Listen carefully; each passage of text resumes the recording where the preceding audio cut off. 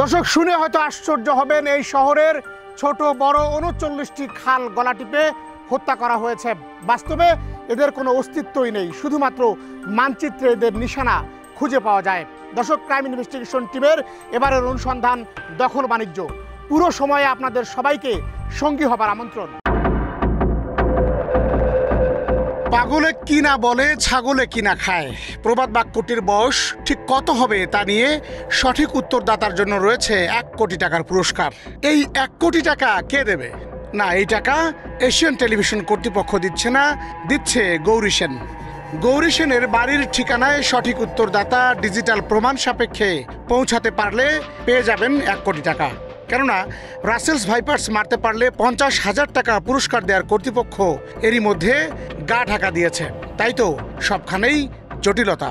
দর্শক, রাজধানীর খাল নাল দখল নিয়ে অনুসন্ধানের শুরুতে ছাগল কাণ্ডের আবির্ভাব কেন? কেননা ছাগল কথা বলে, মানুষের সাথে মিশতে মিশতে মায়া বাড়ায়। কোনো ছাগল কান্না করছে, আবার কোথাও দেখা গেছে নীরবে একটি সমাজকে তীব্রভাবে নাড়া দিয়ে গেছে ছাগলের উপস্থিতি। কথায় কথায় ছাগলকে আর গালি দেয়া মোটেই উচিত হবে না, কিংবা উপমা হিসেবেও কাউকে ছাগল বলা যাবে না। কেননা ছাগলের মালিক নিজেই এখন দৌড়ের উপর।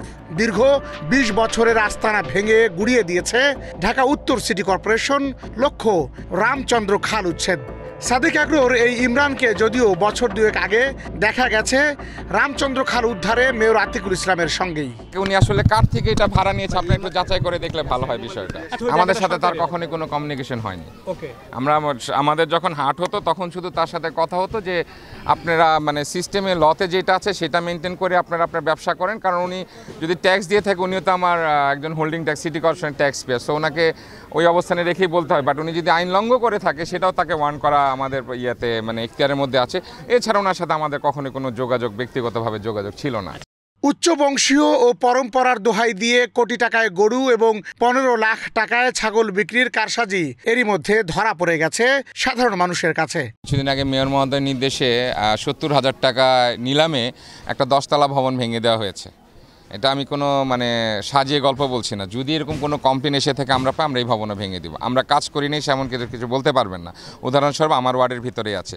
যদি কেউ এরকম কমপ্লেন করে থাকে, আমাদের তো এখতিয়ার নেই ঘরে ঘরে ঢুকে জায়গার জমি দেখা এবং ম্যাপ করার মতো। আমরা যখন এই খালটা উদ্ধারে নেমেছি, তো ওই খাল ওইটাও ঠিক সেম। আমরা যখন খালে উদ্ধারে নেমেছি, আমাদের সিএস দাগে দেখা গেছে যেটা ওয়াসার জায়গা বা সিটি কর্পোরেশন জায়গা পাচ্ছে, তখনই আমরা ভেঙে দিয়েছি। আজকে আমরা যখন এখানে উচ্ছেদ করা শুরু করব, তখন আমরা সিএস ম্যাপ ধরেই টান দিব। তখন কার জায়গা থাকবে কি থাকবে সেটা তো আমাদের দেখার বিষয় না। আমরা সমানে সব ভেঙে আবার নতুন করে খাল যাতে পানি প্রবাহ থাকে সেটা আমরা মেয়র মহোদয়ের নির্দেশে কাজ করতে থাকি। তাই তো জিরো টলারেন্স নীতিতে চলছে সিটি কর্পোরেশন সহ পুরো ঢাকা শহর। দর্শক, এক শ্রেণীর মানুষ এসব খাল দখল করেই ক্ষান্ত হয়নি। এসব খালের ওপর আবার গড়ে তুলেছেন বহুতল ভবন।